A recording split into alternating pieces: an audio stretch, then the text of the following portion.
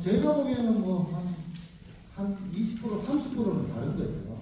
근데 이제 같은 점에 대해서는 이야기를 안 하니까, 이제 다른 사람한테 보는 제 개인적인 관점입니다. 그래서 정책적인 측면에서 보면, 이제 박정희 대통령하고 이승만 대통령 부분들을 이제 부모님께서 말씀을 하셨으니까, 뒤쪽 조금 이야기를 할게요. 측면 부분을 이야기하셨는데, 조금 오해가 있는 부분들이 이제 14% 그 수치는 맞는데, 그 연령대 자체가 만 34세까지입니다. 그걸 이제 14%를 높으냐 낮으냐에 대해서는 굉장히 관점마다 다를 수 있는데, 우리가 청년 세대를 어떻게 바라봐야 되느냐. 그런데 이제 정규제 주필 같은 경우는 예를 들어 이제 청년도 무한 경쟁 속으로 넣는 그런 것들을 좋아하시는 거죠. 그 자유주의 체락인데 자유방임주의라고 그러죠. 그런데 그런 관점에서 보면 지금 청년들을 이해할 수가 없습니다. 사실 우리가 저출산이라는 문제들이 한국 자본주의, 한국 경제에 대한, 한국 사회에 대한, 대한민국에 대한 보이콧이라고 얘기합니다. 왜 그들이 보이콧을 합니까? 기성세대들과 이 사회가 지금 그런 점에 대해서 도저히 못 견디겠다. 그런 점에서 우리 공화당은 분명히 말씀드립니다. 그 정규제 주필보다는 상당히 왼쪽이 나옵니다. 청년 세대에 대해서는. 그게 시혜성은 아니고 주택이라든지 복지라든지 저출산이라든지 이런 부분에 대해서는 우리가 상당히 왼쪽이 갑니다. 국힘보다는 왼쪽이 갑니다.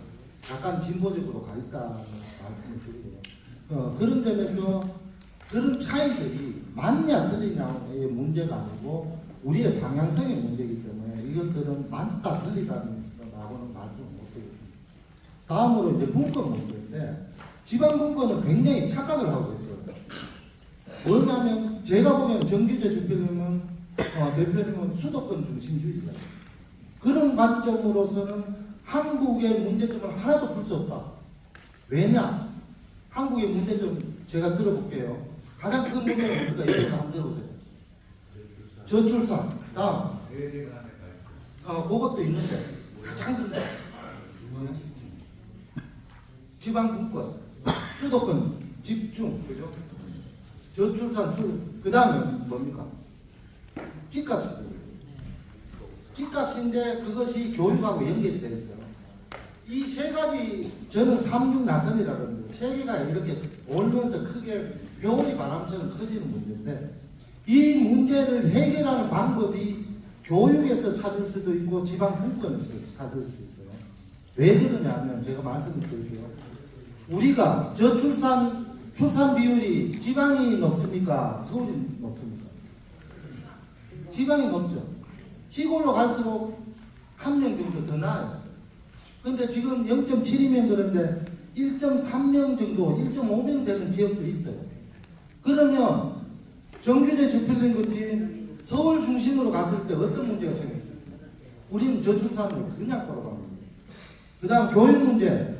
지금 그대로 두었을 때 한국은행조차도 지역 비례 할당으로 가자는 거 아니에요. 지금으로 이 교육 체제로서는 한국이 더 이상 성장을 못한다는 그 점에서 지역의 할당, 지역 비례자라는 게 뭐냐면 인구 수대로 서울대를 더 하자는 거예요.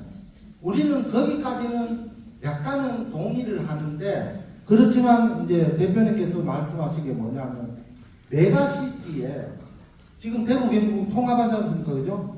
거기에 서울대에 버금가는 대학을 만들면 되지 않느냐. 우리는 조금 더 나아가서 그런 관점을 가지고 있다는 거예요.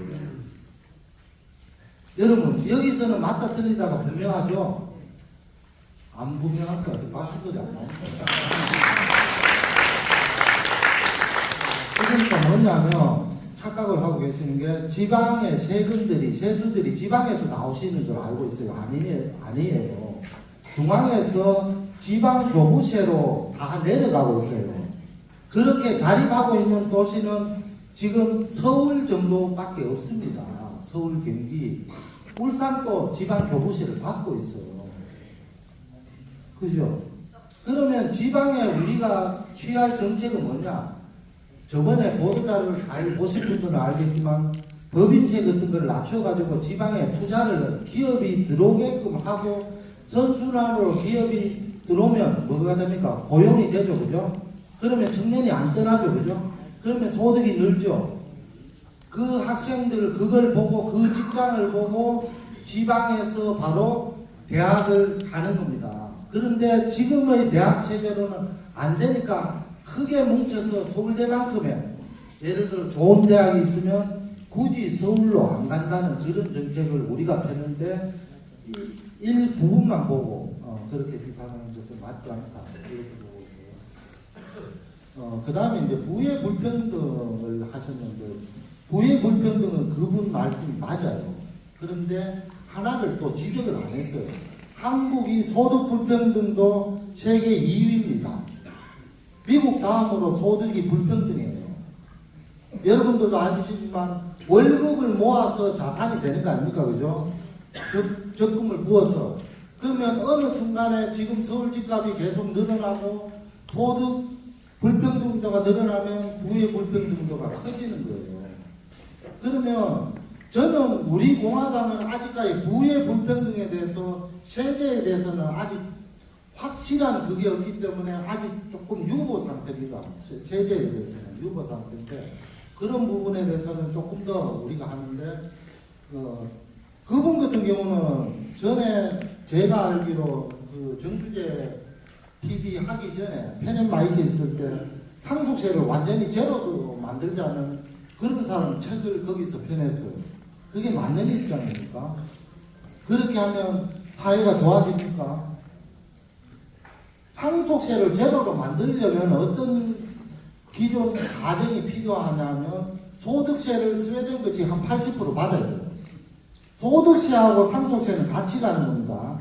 소득세가 높으면 상속세가 낮고요. 소득세가 낮으면 미국 같이 낮으면 상속세가 높은 거예요. 거기에 밸런스를 찾는 게 세제개혁이다. 그래서 이런 부분들은 조금 하셔야 되는데 제가 이제 좀 심하게 되는데 어쨌든 이런 차이들이 있는데 그런 부분들은 조정은 불가능할 거고요. 어쨌든 우리 공화당의 이런 관점들이 여러분들이 개인적으로 또 맞지 않는 부분들도 있을 거예요. 그죠? 개인의 관점에서는 우리 공화당 전체 정책들이 맞지 않는 부분들이 있을 건데 그런 부분들은 이해해 주시고 제가 이제 세 가지를 이야기했고 마지막으로 하나를 말씀드릴게요. 우리가 취하는 정책이 그럼 우리 공화당은 뭘 지금까지 정책이라든지 대표님은 뭘 고민하고 있느냐? 뭘 고민할 것 같아요? 우리 정권 잡는 거요?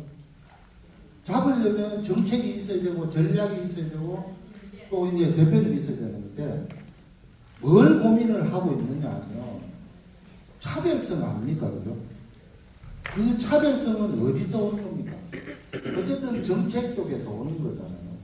거기서 국힘과의 차별성은 생각보다 힘든 거예요. 그런데 우리가 잡은 차별성은 제가 들어볼게요.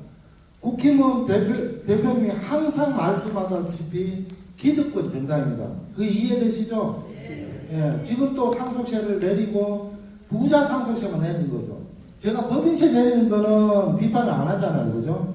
근데 그런 것들 모든 정책들이 강남의 부자를 지향하고 있잖아요.